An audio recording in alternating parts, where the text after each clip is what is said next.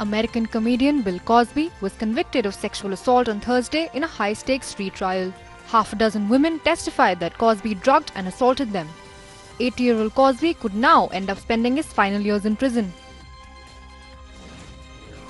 I want to express, on behalf, if I can, the gratitude of so many women who admire Andrea for her courage. She came here 14 years ago for justice. I am so happy today that I can say that although justice was delayed, it was not denied.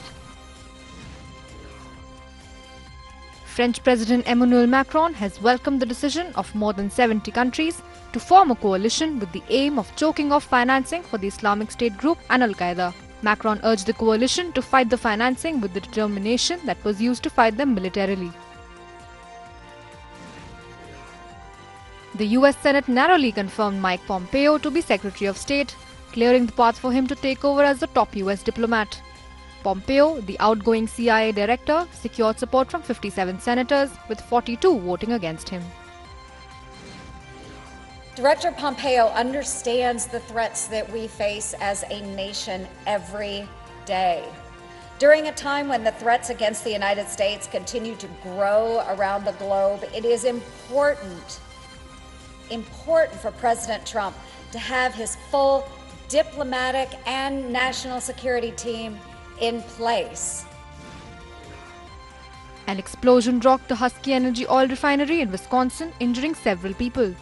According to an official, a small tank exploded and the product was either crude oil or asphalt.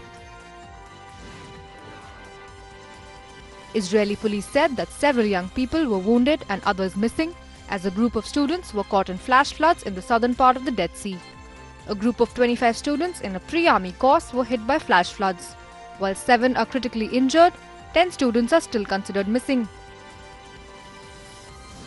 Due to the rough terrain, what we know is that a group of students were inside a water pass area, and the group was in fact hit by the flash flood.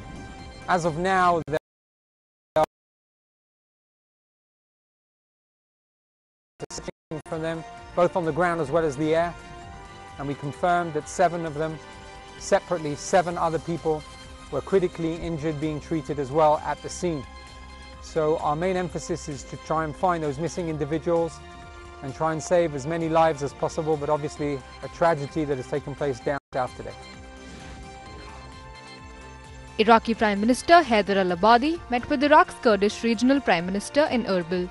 The meeting was the first between the Iraqi and the Kurdish leadership since a controversial referendum on Kurdish independence and an armed confrontation between their forces.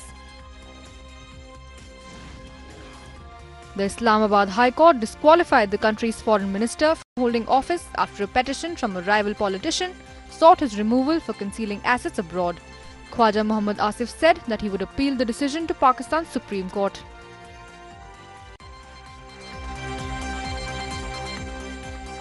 Claiming the 50-over Champions Trophy, a similar version to a World Cup. The ICC has stated that the next edition of the tournament in 2021 will be converted into a World T20. The tournament is scheduled to be held in India.